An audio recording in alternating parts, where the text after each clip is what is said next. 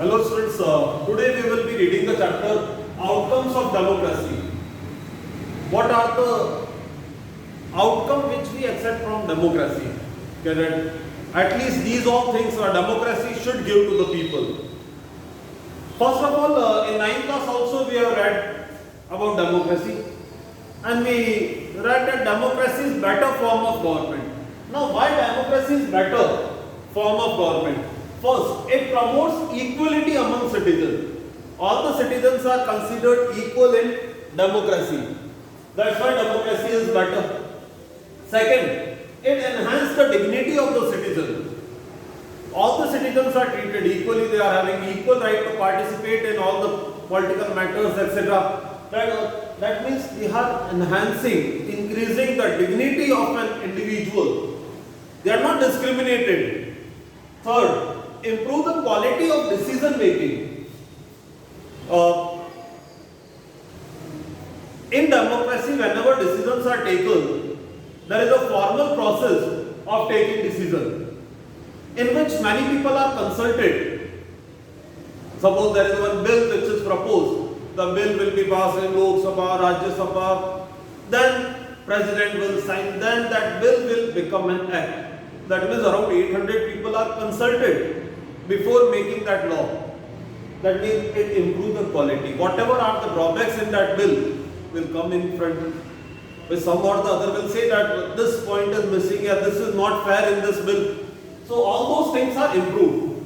Quality of decision making improved. Resolve conflict. Whenever, like in society, conflicts are common. There cannot be any society where there are no conflicts. And people are living together, they will be having some differences, and this can lead to conflicts. So if conflicts are there, democracy is only having ways or measures to resolve those conflicts, to solve those problems. Okay, we can do this or that. Dictatorship, conflicts will not be resolved. They will make law. Okay, this is the law and you have to follow. So democracy is better because they are having methods, ways to resolve the conflict. And there is a room to correct mistake. If there is any problem, any decision which is not taken right, it can be changed. There is an independent judiciary. Like in 9th class, you must have read about one SCBC bill that reservation will be given to backward classes. And then Supreme Court, there was one case, Indra Sahni and other versus Union of India. In that finally Supreme Court said that this is not correct and we should make certain changes in this. And finally the government has to accept that. That means there are rooms to correct mistake. If there is any mistake, it can be resolved. Now, most common feature for democracy, minimum requirement type. There is a formal constitution in every democratic country. Regular elections are held. And they guarantee some kind of rights to their citizens. These are like most common feature of a democracy. Whichever country which claim itself democracy will have at least these features. Now coming to the next topic, accountable, responsive and legitimate government.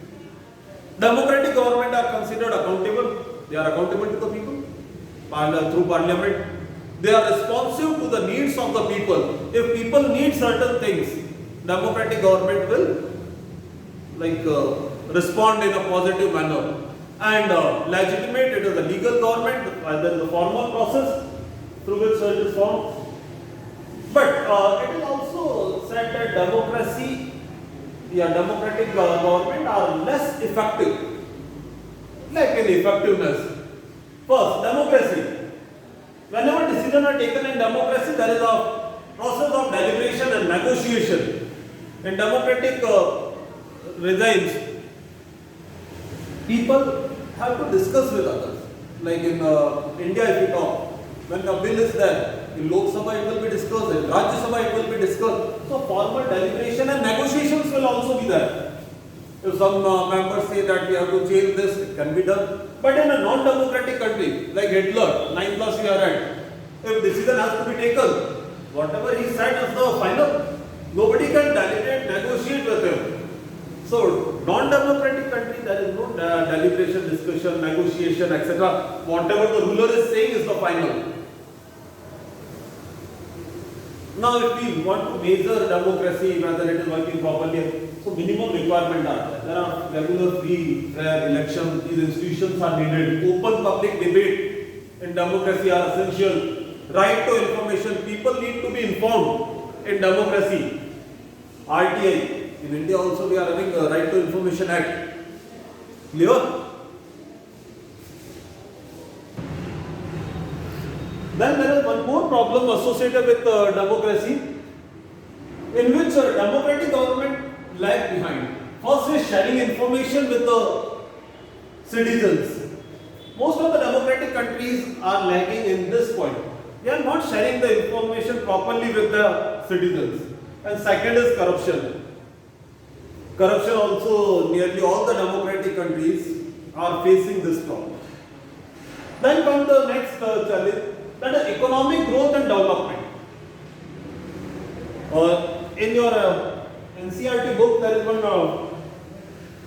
table given here on page 94.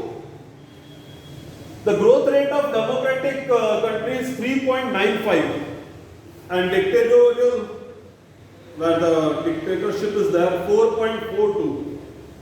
That means democratic government, the economic growth rate is less in comparison to dictatorship. Yes, it is, because it is a fact. We cannot deny it. But we should also remember that democracy is just a form of government. And economic growth depends on several factors, like population size. If there is very large population, there will be a problem. Global situation. If there is a global crisis, like recently, this COVID crisis, the economic growth rate will be affected by it. Then cooperation from other countries. If a democratic country is not supported by other countries, they are not taking goods from it, they are not sharing technology with it, then also the economic growth rate will be affected. So there are many factors on which economic growth rate depends upon. So it is not only that by deciding a form of government we can decide the economic growth rate. Clear?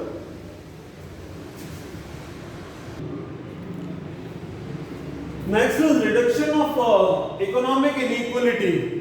This is also a big challenge with the democracy, that most of the democratic government are not able to reduce the economic inequality. There is a small population, a section of population which is ultra rich, which is enjoying all the resources. They are having a lot of resources, and a large population is lagging in resources. That means they are extremely poor. And this problem is faced by many countries, even in India, Bangladesh, etc. Bangladesh also, majority of population is very poor. Democracy, we can say that it has failed in overcoming this thing. But we have to also think, democracy is based on elections. And no political party or leader can will like to lose the support of majority of population which is poor. So they will always try to help these people. So democracy is trying its best to overcome this problem. Although we have not achieved the success till now, but they are trying. So this is one feature. Then coming how social diversity can be accommodated. There are two conditions which are necessary to accommodate social diversity and differences. Because every society will have some of the other differences. And to overcome, first requirement is democracy should not become the rule by is not simply the rule by majority opinion. It has to work with minority. That means to give favorable result, a general perception if they want to take, they had to work with minority. Majority cannot do whatever it like. That means the ruling party or community cannot group, not community, group, should also work with minority, should take care of the minority, then only the decision. Second, the rule by majority should not become rule by majority community. Hereby community, it can be linguistic, yeah, cultural, any other. It should not be by a particular group. By one party which get maximum vote will rule. That doesn't mean by a majority community. It is the majority in term of like election seats, etc. And every citizen should get a chance to be in majority at some point of time. This is essential. No one should feel like alienated. When I am not there, he should feel that I am in the system, I am in the government, and the government is working for me. So these are the essential features for a democracy. Clear?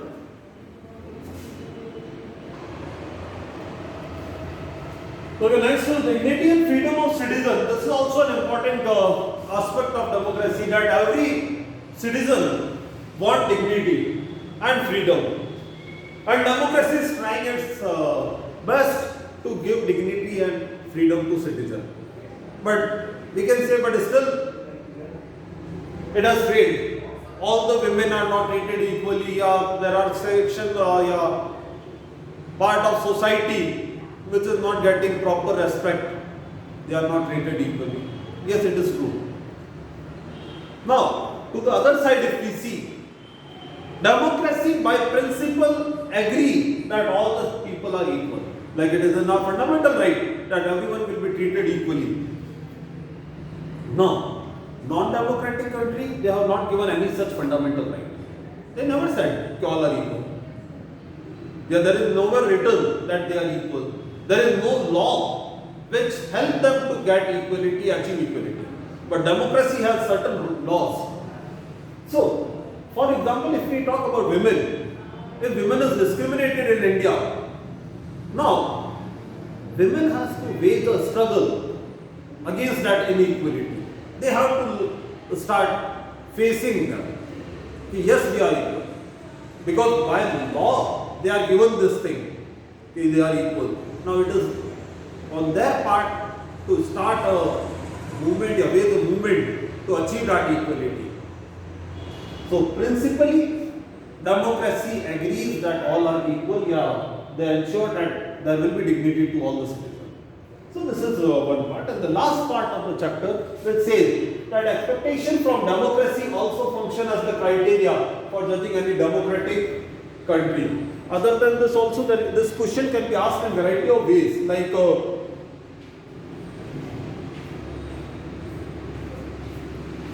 when we ask people about the way democracy functions, they will always come up with more expectation and many complaints. So these complaints are also showing the success of democracy. If we are complaining for democracy, that is the success of democracy. Because if democracy give people certain thing, they will demand more. Like they are helping people, the expectation of the people increases. They start asking for more. This is the success of democracy. In non-democratic country, like if we take example of Hitler, if the Jews in Germany that time in 1939, etc., 40, if they would have asked him, you give us this thing, and Hitler, do you think he would have given anything? Only except for punishment. So, for those people, if Hitler was allowing them to stay in Germany, that was the biggest achievement. You have given us all the rights. You are allowing us to live. You are not killing us. That is the best thing. But in democracy, we are not getting proper water supply. Tomorrow if we get water supply, electricity is not there. Okay. When government give electricity, proper employment opportunities are not there. Okay. Government started NREGA, National Rural Employment Guarantee Act. Then they would ask, roads are not proper. If they make road, it is not 4 lane. There is more traffic. So, expectation increases, and this is the success of democracy.